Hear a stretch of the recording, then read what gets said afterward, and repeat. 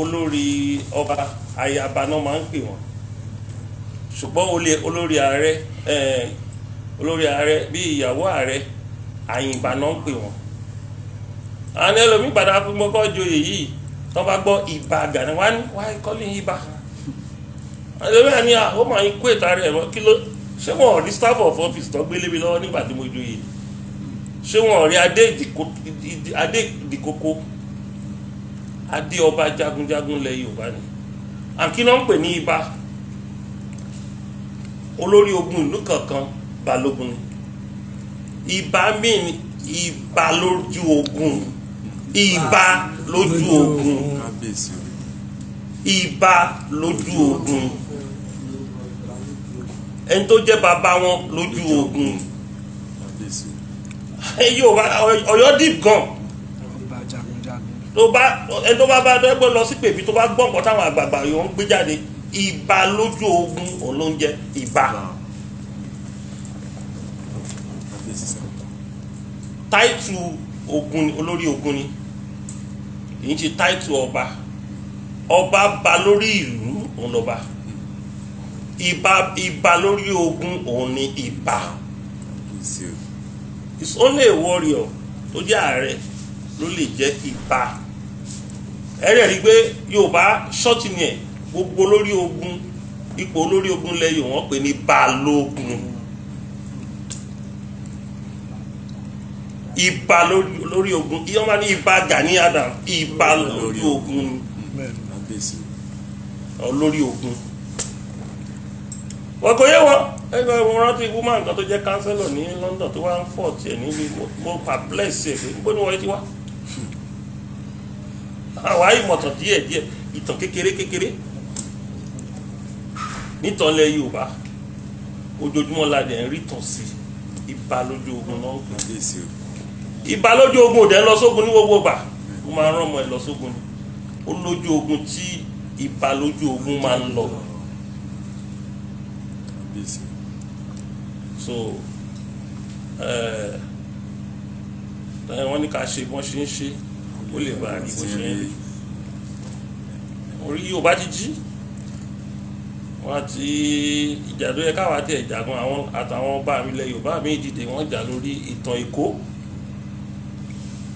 àwọn kan wá tó sọ pé àwọn ló lè kó ọ̀dẹ̀ inú mi dùn gan nígbà tó yá mo ní kí làwọn àtẹ̀ ti fẹ́ sọ wọn báyìí àwọn Yorùbá ti ń gbèjà ara wọn báyìí o tẹ́lẹ̀tẹ́lẹ̀ àwa nìkan la máa ń sọ̀rọ̀ àtọ́bá o àtijọ́yé o àtàwọn pòfẹ́sọ̀ àti ètò òṣè pòfẹ́sọ̀ àtàwọn colonies o ní yes Yorùbá ti jí tẹ́lẹ̀tẹ́lẹ̀ àwọn ìran tó nǹkankan tó bá ti ń ara àṣọ pẹ̀lú wrong history Yorùbá máa ní kán fi wọ́n lẹ̀ ìjọ òun náà dá wọn Ifẹ̀ ti exist more than 14,000 years ago. ìlú tó bá exist àbí ìran tó bá exist ní Nàìjíríà fún 3,000 years ago yàtọ̀ sáwọn Kanuri ló ti exist bí almost 4,000 years ago. àwọn tó ń gàgàbá lórí wa tó ń bá wa ń dà wá láàmú gan àwọn Fúlàní 1804 18th century gan náà dé wọn ò bá náà wọn dé ní 1804 it's either 18th century or 1795 wọn ní Fúlàní wọ Nàìjíríà èyí tó wá jẹ́ Nàìjíríà níta ò torí Nàìjíríà kan ní gbogbo à ń jẹ́ o lọ́lùgáàdì ló so wá papọ̀. so ìwé bí Yorùbá ṣe correct wrong notions of history yẹn is highly welcome. ó ti show wípé Yorùbá already láti accommodate wrong history about any of their town or community anymore. àlẹyé máa sọ ìlú Ìgànràn ẹ máa pè ní ìlú Benin ibi tí ọba Eléko ń gbélé ní tó jẹ́ ààfin ìlú Ìgànràn ibi tí àwọn Àwórì máa ń gbin ata sí ni náà ata làwọn Àwórì pè ní Ìgànràn ibi tó máa ń gbin ata sí tó bá pẹja àwọn Àwórì àwọn tó wá láti Ifẹ̀ tó wá já Àwórì l'Ékòó and Ogun State ibi tó máa ń gbin ata sí tó bá ti pẹja tán wọn á fata yí ọ̀kan fi sebẹ̀ òun náà ń pè ní ìlú bíbẹ̀ láàfin Akínolúwà lẹ́ni. Ibi tó dẹ̀ ti ń jọba Èkó ẹnu ọwá náà ń pè é. Ẹnu ọwá ibi tó bá ti ń jọba Èkó, ara ibi tó bá Èkó gbọ́dọ̀ ti fẹ́ kẹsẹ̀ kan lè kan tó máa gbọ́dọ̀ kàn. Ẹnu ọwá ni, ẹnu ọwá Ilé Ifẹ̀ ni. Tẹ́ bá dé Ọ̀ọ̀ni palace, ẹnu ọwá palace ni. Deny fact wípé Prince Ado wá ó kógun wọ ìsàlẹ̀ Èkó ni, ó kógun wọ bẹ̀, ó dẹ̀ jọba àbọ̀tà àwọn ọkọ̀ lónìlẹ̀. Ọ̀tọ̀ ní kẹ́yàn conquer in throne, ọ̀tọ̀ ní kẹ́yàn ní ó ní ilẹ̀.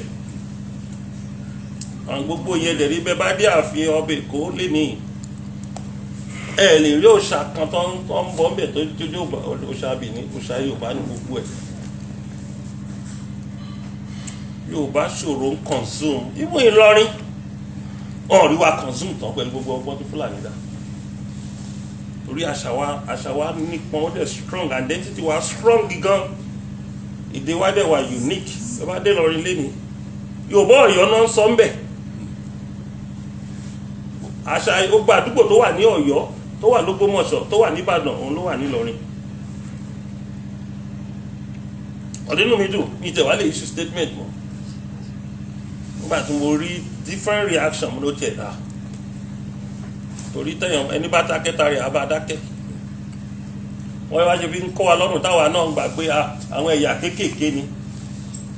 Wọ́n ní àlàborí àbí alọ́bọ̀rún adẹ́gùn wọn lára. So mo láì bí Yorùbá ṣe react síbẹ̀.